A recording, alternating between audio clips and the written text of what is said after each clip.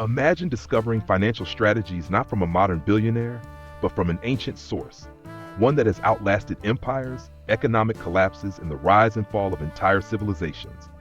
The Bible isn't just spiritual guidance, it's a timeless manual for money mastery, written by kings, merchants, and prophets who understood wealth at its deepest level.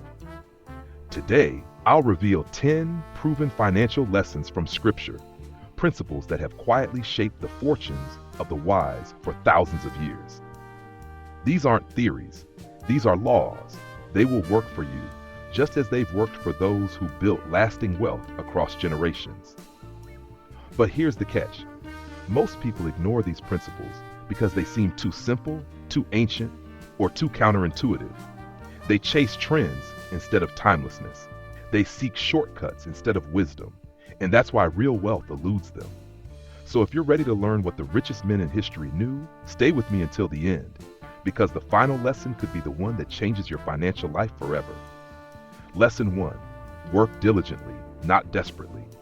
Lazy hands make for poverty, but diligent hands bring wealth.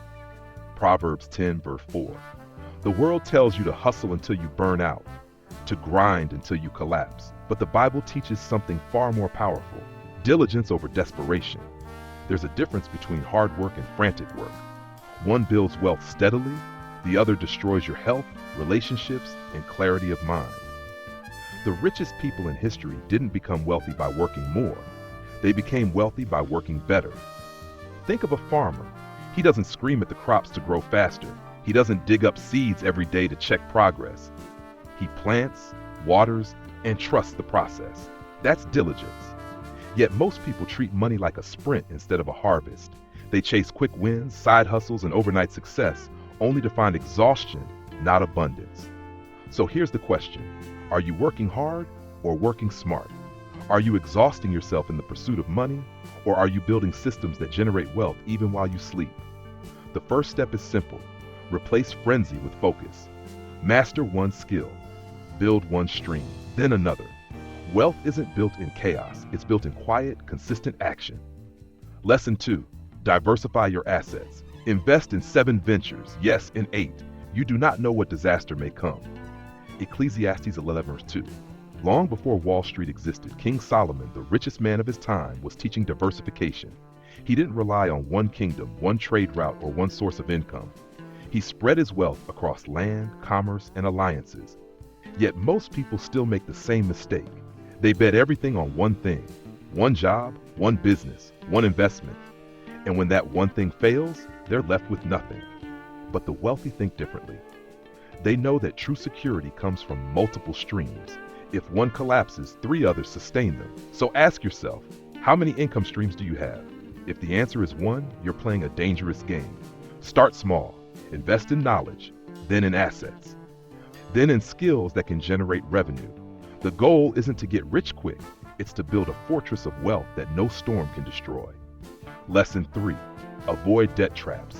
The borrower is slave to the lender. Proverbs 22 verse 7. Debt is the silent killer of financial freedom. It doesn't just take your money, it takes your choices, your peace, and your future. Yet society tells you debt is normal, that you need a car loan, a mortgage, a credit card.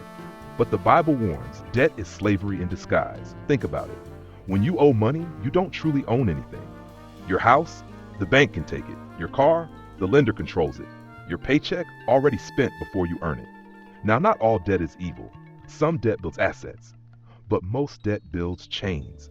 So here's the challenge. Break free. Start by cutting unnecessary debt. Pay off the smallest loan first, then the next. Every dollar you free from debt is a dollar that can work for you, not against you. Because true wealth isn't about what you own, it's about what you control. Lesson 4. Save for the future. The wise store up choice food and olive oil, but fools gulp theirs down. Proverbs 21:20. We live in a world that worships consumption. Buy now, pay later. Treat yourself, you deserve it. But the Bible teaches the exact opposite. Delayed gratification is the foundation of real wealth. Think of 2 farmers. One harvests his crop and immediately throws a feast, eating everything in sight. The other stores a portion for the winter, for future planting, for unseen storms. Which one survives when hard times come? Yet most people spend like there's no tomorrow. They chase the next paycheck just to see it vanish on bills, luxuries, and impulse buys. Then, when an opportunity arises, a business idea, an investment, an emergency, they have nothing to deploy. Here's the brutal truth. If you can't save, you can't build wealth. Period. So start today. Pay yourself first, even if it's just 10%. Let that money accumulate, grow, and work for you. Because wealth isn't about how much you make, it's about how much you keep and multiply. Lesson 5, give generously. A generous person will prosper. Whoever refreshes others will be refreshed. Proverbs 11:25. This is where most people get stuck. They think holding tightly to money will make them rich. But the Bible flips that logic upside down. Giving is the secret to receiving more. Now, this isn't some mystical law of attraction. It's practical wisdom. When you give, 3 things happen. You break greed's grip. The more you hoard, the more money controls you. Giving reminds you that money is a tool, not a master. You create reciprocity. Generosity builds trust, opens doors, and attracts opportunity in ways you can't predict. You train your mind for abundance. Scarcity thinking shrinks your potential. Giving expands it. But here's the key. Give wisely. Not randomly, not recklessly, but with purpose. Support what aligns with your values. Invest in people and causes that multiply the gift. Because true prosperity isn't just about accumulating, it's about circulating. Lesson 6, avoid greed and quick riches. Dishonest money dwindles away, but whoever gathers money little by little makes it grow. Proverbs 13, verse 11. We live in the era of instant everything. Fast money, overnight success, get-rich-quick schemes. But the Bible warns, anything built too fast collapses faster. Think of 2 builders. One throws up a house in a week with cheap materials. The other takes a year laying each brick with care. Which one stands when the storm hits? Yet people still chase shortcuts. They gamble on stocks, jump into shady deals, or chase viral trends, only to lose everything when luck runs out. Here's the reality. Wealth is a slow tree. It grows from consistent planting, watering, and patience. The richest people in history didn't strike gold overnight. They built systems, habits, and assets that paid off over decades.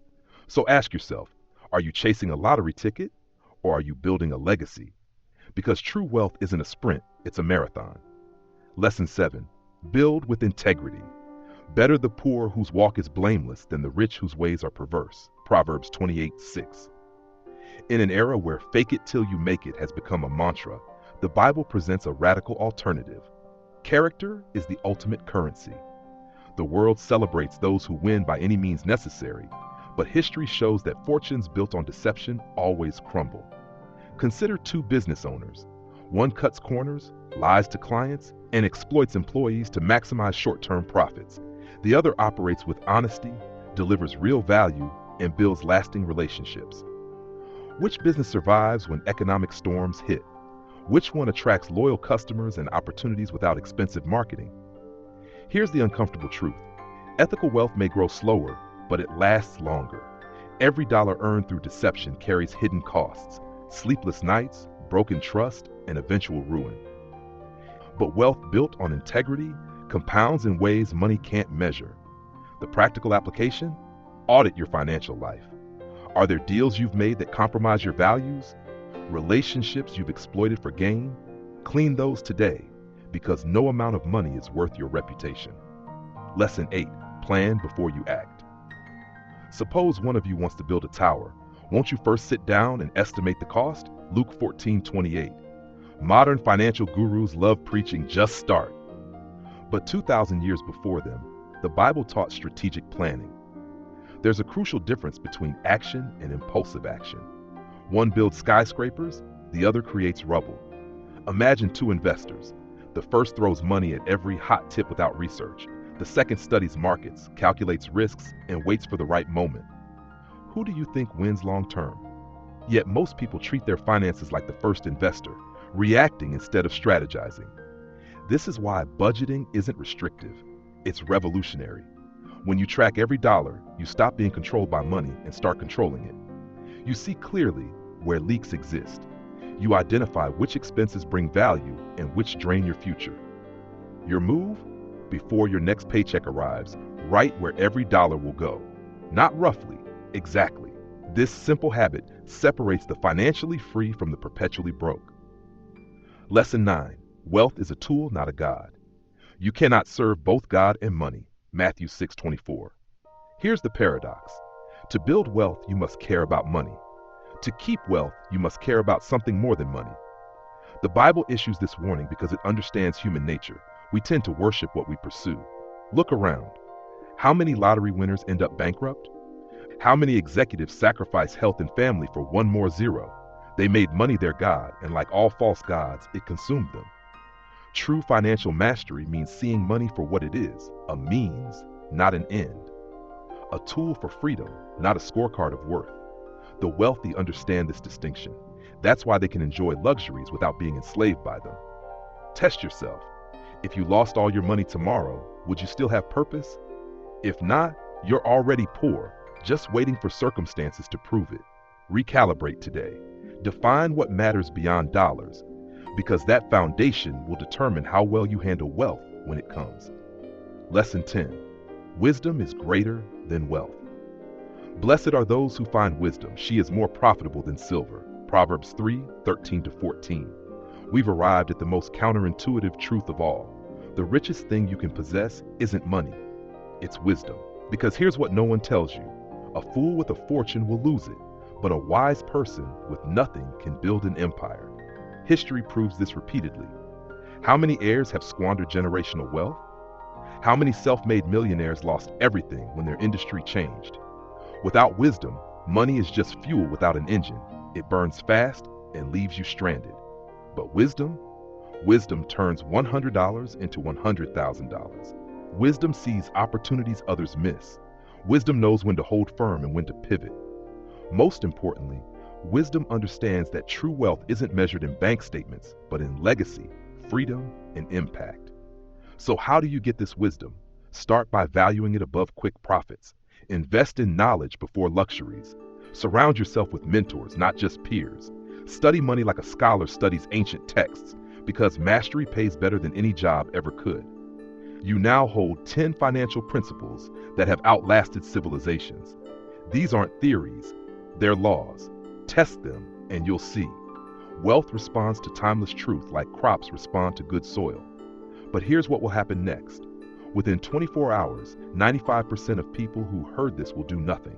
They'll get distracted by daily life, forget these lessons, and remain stuck in the same financial cycles. Will you be part of that 95%? Or will you be among the rare few who apply just one of these principles starting today? Maybe it's tracking every dollar. Maybe it's eliminating one debt. Maybe it's finally starting that side venture. Whatever it is, act now. Because knowledge unused is just entertainment. The ancients left these truths for those wise enough to listen. Now the choice is yours. Ignore them and stay on the hamster wheel, or apply them and start building real wealth, the kind that lasts generations.